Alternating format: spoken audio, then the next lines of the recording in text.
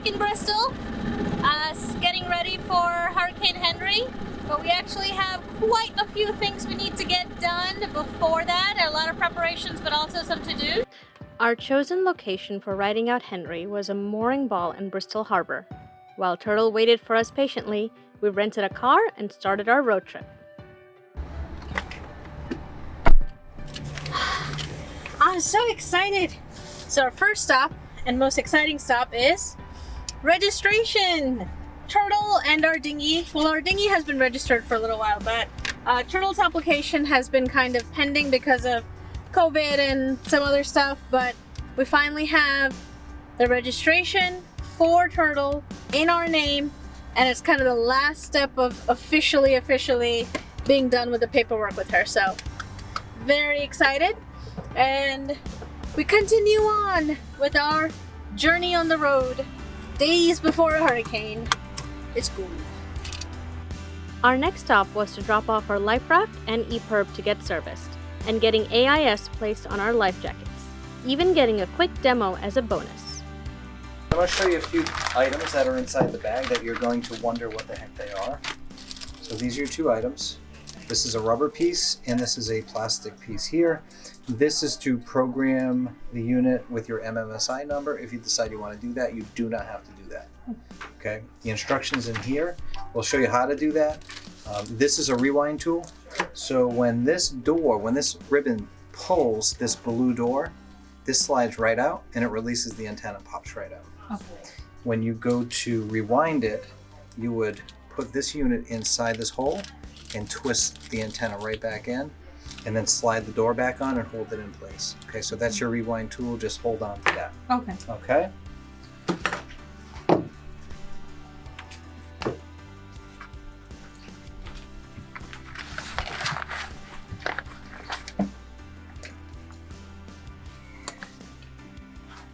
This plastic piece clips onto the oral inflation tube here.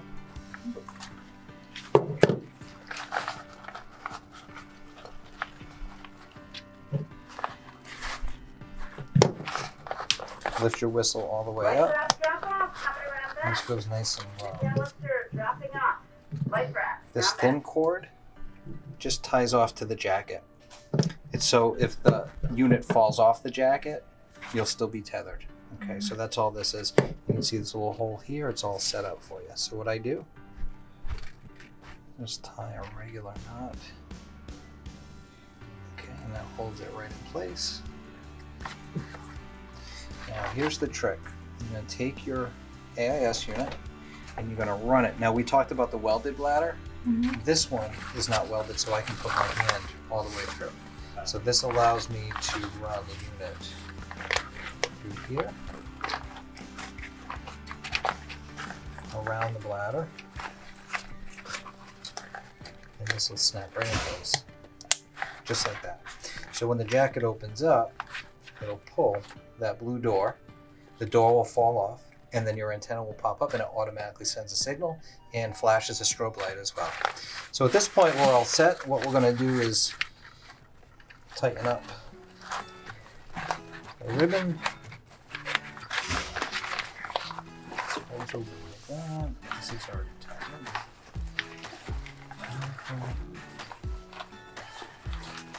And then you can zip this right back up.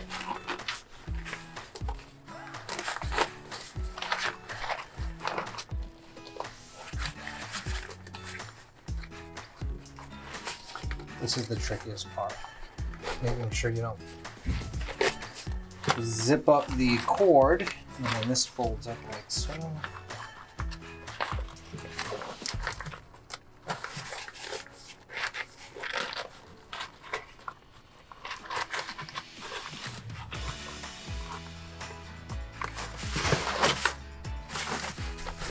And that's it. Yeah. We even got a tour of our very own life raft and what it would look like when it was all opened up. So, this is yours in a 6-person capacity. So it'd be a little bit smaller. You can see the difference between the ultralight, which is over there, the smaller tube set, combined with this one. The tube set's bigger. You get the blue canopy on the inside versus the standard orange. The equipment bag, if you want to take a look inside. This is your equipment pack. It's tied off inside of the lifelines, and there's food, water, fishing kit, signal mirror, just a ton of good stuff in there. Flares, repair kit, and stuff like that. So it's basically the best offshore equipment pack that you can get into a life raft. Sorry. We finished our road trip by upgrading our cell service at a T-Mobile store, provisioning up, getting meds, and returning the car. An Uber and a dinghy ride later, we made it back in time to make dinner and enjoy Bristol city lights.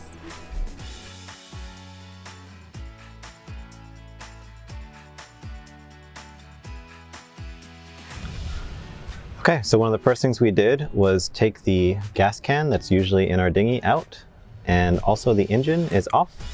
And if you look right over there, that's where our engine is going to be hanging out throughout the storm. Strapped down from above as well as from below, and hopefully that's enough to keep it in place. For the dinghy itself, we've got 2 ratchet straps holding it horizontally. We've got the davits, the lines there holding it up vertically. And we've got 2 fenders against the boat, so hopefully that's be enough to kind of just hold it right behind the boat.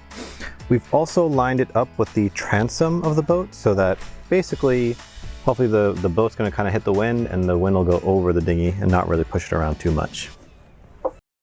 Our boat looks a little bit empty on top because we've taken the bimini cover down. It's a lot of cloth that can catch a lot of wind, so we've stowed that below for now. We've left the solar panels on just because it is quite a bit of work to get those off. And we're hoping that they're solidly in place and will ride out the storm well. This line here is holding our boom in place. So this goes to this block over here, and then that goes all the way up over here. And that is holding the boom in that direction. And our sheet, which is right down over there, is holding the boom in the other direction. So hopefully these will keep it from shaking around too much from whatever happens tomorrow. One thing, even in moderate winds, that we struggle with is just the amount of noise we get sometimes with the lines and the halyards banging against the mast. So we have added 1, 2, 3, 4 straps around our mast that are just holding all of these lines in place against the mast itself so that we don't have to worry about that shaking free during the storm. And if you look at that line over there and follow it along the deck, you'll see that it goes all the way forward. And when it gets to the front of the boat, you'll see that it's tied to our anchor, which we've come up with quite a solution here. So that line is holding the anchor in place backwards. We've got these 2 purple lines here holding the anchor from kind of swinging from side to side. And then over there, that red thing is a ratchet strap sitting right on top of the anchor, basically holding it so that it'll stay sideways, and that tip down there won't affect any of the lines that are holding our boat in place, which is very important in a storm. So this line right here is the mooring line. So this is going out through this fair lead and then down over there to the mooring ball that's going to hold us throughout the storm. So you'll see there's an additional black line on that. And if we come over to the starboard side of the boat, you'll see that one comes down over here to this fair lead and to this cleat. So idea here is that the mooring line should hold us throughout the storm and keep us safe. But if something goes wrong with it, it chafes through or has some other issue, we at least have the black line as backup in that situation. And that's pretty much it. We've got everything off the deck. We've cleared out the cockpit. Oh, actually, one big thing that I missed was that if you look up here, you'll see that our head sail is down. We took it down this morning and we stowed it. This is just the furling mechanism that's still left here, because that is a big risk that pulls out in the wind. And we've got some additional lines here, these blue lines that are just holding these shackles in place so that they don't spin around in the storm as well.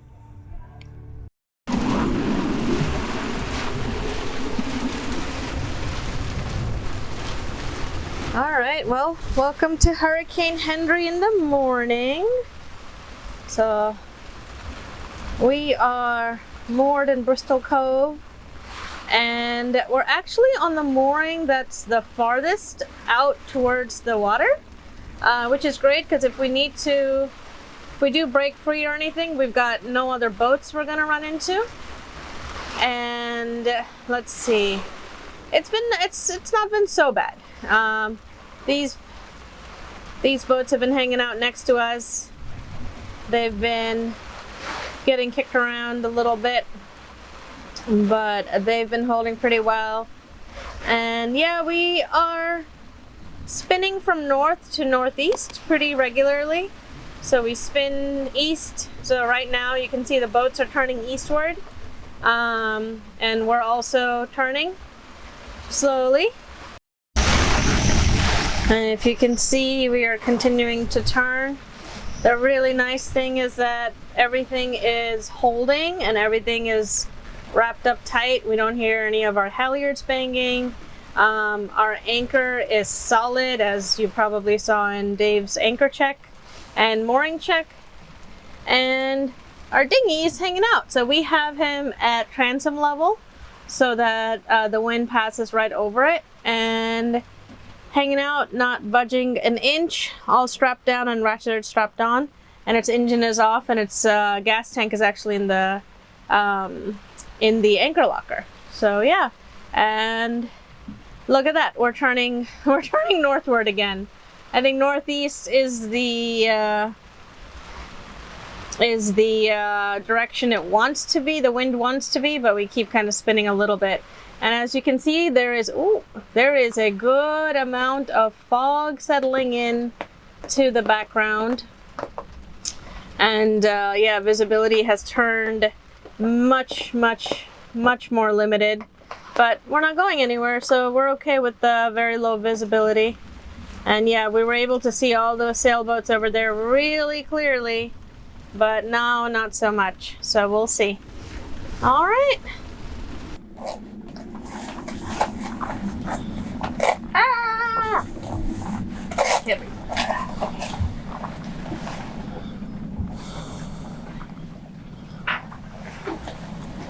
All right, brand new life jacket. That was really nice. It was really awesome to go to LRSC or something like that. Life raft emergency supply emergencies, something, for them to tell me that I was wearing a life raft, that life vest.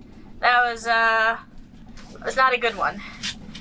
I can't figure this one out. This is my crotch strap. Whee! If we had jack line set up, this is what we'd be using. But we forgot to buy jack lines. To do for next time. But it's not, we're not going out when it's that bad that we need the jack lines, but definitely a thing that we should do for next time. Okay. Whoa, that is tight. Okay. I don't think you need the hood. You can go ahead. Okay. Are you sure I can't use my... No, you don't need. mask? There's no rain. You're good. I want to use my scuba. Well, then you use your scuba mask. All right, Spandana is heading out. You can hear the wind is pretty intense out there.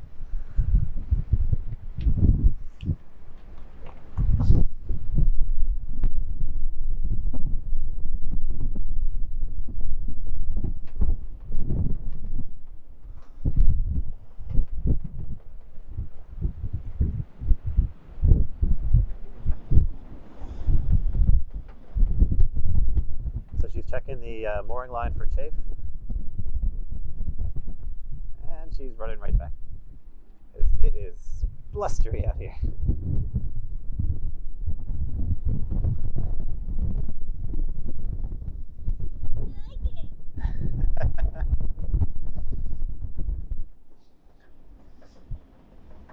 Yeah, it's actually, at least right now, it's not too bad. You can see the thick fog that's developed over us too.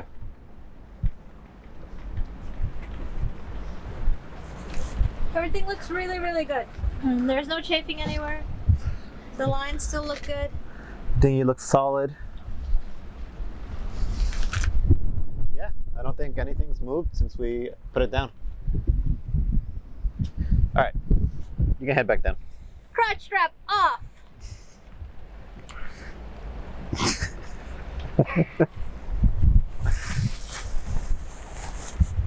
Over here, you look straight out over there. That's the mouth of the bay leading into Bristol.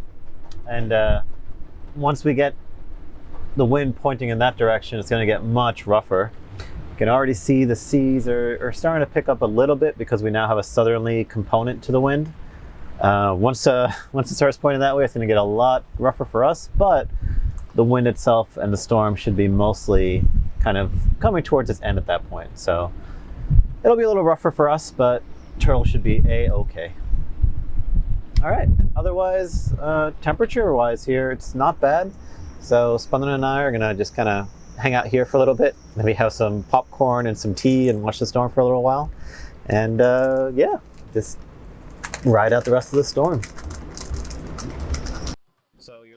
And while we waited out the hurricane, we took this opportunity to play some Dungeons and Dragons with our nieces back on land.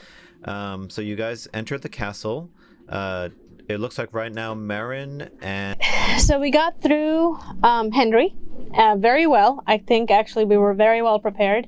But as we were afraid of, the winds have turned south and the current is southerly here. And the one thing with Bristol is that southerly is not comfortable. We are bouncing up and down as we would without a hurricane here. It's just not a comfortable place to be with strong southerly winds and current. So, you know, the forecast looks better and the visibility is not bad. So what we're going to do is actually make our way to Prudence Island today, and so that we can at least have a decent night's sleep over there. And if everything fails and it's really crowded or for whatever reason we need to come back, then we have this mooring ball we can come back to. It'll be a little rough in this wind and current, but I think we'd rather try than try to stay here in this bounce castle of a boat right now. So let's go! Because, you know, getting through a hurricane is not, you know, enough for us. We have to try to get to a better place sort of at the tail end of it. But that wouldn't, that's what's exciting. All right, let's go. Wow, that was something. We very bouncy up at the front, getting the mooring line off. Basically, this was the water, this is our boat, and our boat was like boop, boop, boop, boop. And so I had to like get the mooring line off while Spandana was driving the boat towards it. So it was a little intense, but we got it off, and once we were off, motored back to Prudence Island, where we had anchored a couple times before, which has really good southern protection. Got the anchor down in the dark, which actually is our first time anchoring at night. And it is like super calm out here. Like compared to where we were before, we were like the fruit hammock was like swinging, you know, like 60 degrees in both directions, and now it is still, which is awesome, which means we're gonna have a really good night's sleep and we don't have to kind of get bounced around all night. And I'm really proud of both of us for, you know, recognizing that it was safe enough to do so, getting off the mooring, coming and anchoring here where it's going to be much nicer for the next day and a half. So great job, Spandana. Good job, team.